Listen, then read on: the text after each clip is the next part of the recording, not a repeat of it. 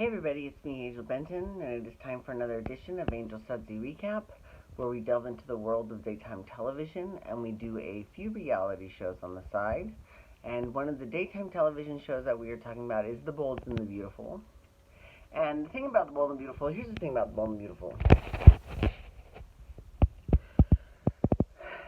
Right now, there's a big issue right now between Liam and Bill. It's kind of like a big power struggle, and I'm actually liking it because it's bringing out a lot of a much harsher side of Liam than we've seen in the past, because I'm not gonna lie, I wasn't a huge Liam fan in the past, but now he realizes that if he wants to take a page out of Bill Spencer's playbook, that he needs to act a little bit like Bill Spencer. Although, really, he's actually quite a lot like Bill Spencer, but, you know, whatever. If anything, you would think that Bill would be, like, happy that his son is acting like him and trying to, you know, take the company. I mean, I think the missed opportunity is exploring the relationship between Dollar Bill and Bill Sr., and I think that would probably explain a lot of motivation on why Bill is the way Bill is. I think that is definitely an area that I think the show should be going, you know, especially, I mean, like I said, I've been watching these season 1 episodes from 30 years ago, and we knew a lot about Bill Spencer Sr. back then, you know, so I definitely think that we can find out more, you know, and it can help make him a more well-rounded character, right? So, which Don Diamond is just, he's incredible. He is incredible, you know, and he does such a good, and he was good as Brad Carlton also on Young and the Restless, but, I mean, so the thing is he's got the range, he's got the acting chops, he can do it, so I just would like to see, personally, I just would like to see more of that, right?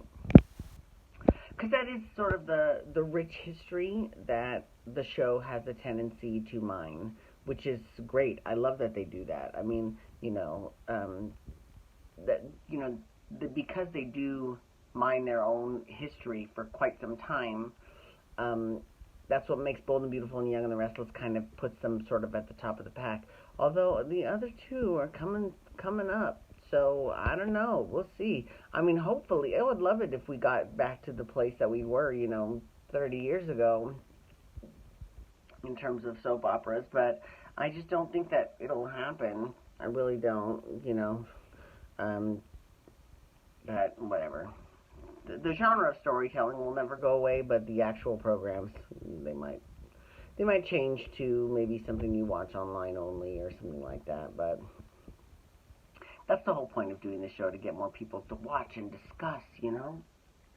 One of the good things about primetime television is those water cooler moments, you know, those moments you can't wait to talk about at work with someone, right?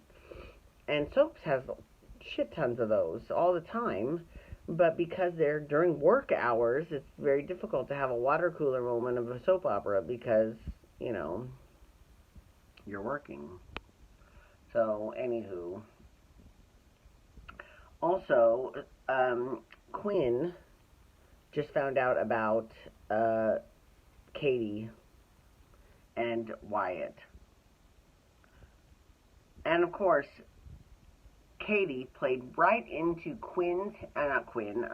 Sheila's hands. So Sheila, you know, is bound and determined to get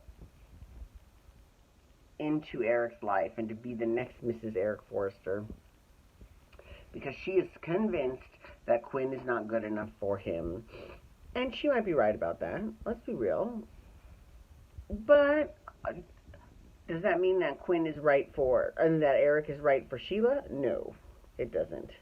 But again, see, here's the thing about it. I mean, they're really, really, really pushing this Mateo person on us, and it is really annoying, just because it's just the fact that if he was a brand new character and we were all finding out new things about him, and, you know, and even if he was on a little much, I'd be like, okay. Because sometimes the need for story. We'll put a they'll put a new newbie, you know, front burner, and we've got to accept it real quick, right? And sometimes, most of the time, people don't really live up to that. Now, maybe the reason why I'm having such a hard time with this is because we had an easy time with Sally Spectra. When they brought the new Sally Spectra in, they thrust her right into front burner story, and she handled it like a fucking pro, like, incredible. But just Mateo, it's not. I'm just not seeing it. I'm really not. Anyways, um, so that's kind of why I'm sort of like, I'm not really feeling that storyline at all. The one good thing about the Sheila storyline, and first of all, I love me some Sheila.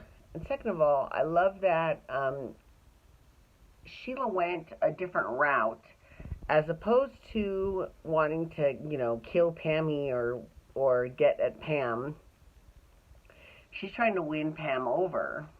Because, Pam and Charlie had lunch at Il Giardino, where Sheila works as a server. And at first, Pam was like, is this a joke? Like, are you playing a joke on us? Really? Okay. But she's like, no, I'm trying to turn my life around. And, yeah, it is close to the Forrester office, but that isn't my choice. And she's like, I do like this restaurant. So, it is what it is. But, so she ended up having a nice chat with Pam about Stephanie. Now, here's an example. This is a perfect example of how the show can use its rich history, because they did this with this scene, because, granted, Pam wasn't around for all the drama with Sheila. So, she wouldn't necessarily have known that Sheila really couldn't stand Stephanie, but Stephanie, the way Sheila played it, she thinks that Quinn is so disrespectful because she doesn't acknowledge Stephanie. So Pam was like, that's all you had to say, because Pam misses Stephanie so much that to hear anyone even talk about her in that way is just so refreshing to Pam, because no one ever talks about Stephanie. So, that was genius. Very calculated, but very genius move of Sheila. Very nice. Plus, now that she's got Pam on her side, now Charlie has to fall in line, really, right? Because Charlie was kind of waffling, should I do the right thing? Sorry, I'm all itchy. Okay. And then Brooke, oh God, Brooke.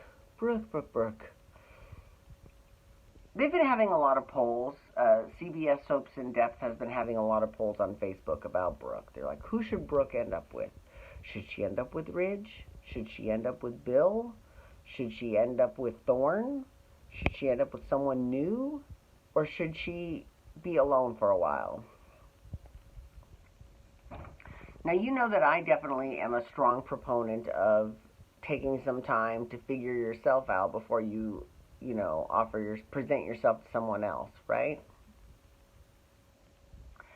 But we've been down this path before with Brooke. Many, many, many times, right?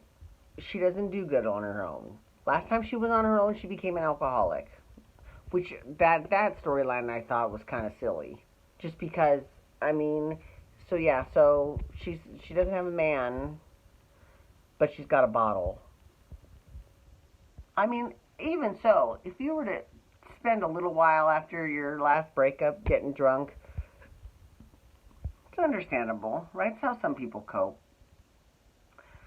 I don't think they let it go long enough for her to actually say, you've got an alcohol problem.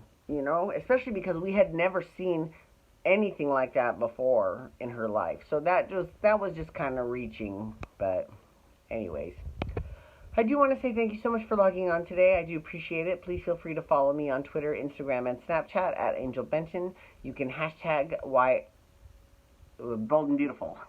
You can hashtag Bold and Beautiful to talk to Bold and the Beautiful, or you can also hashtag Dancing for Relevancy, or DWTS, to talk about that. And I'll be doing that later today as well.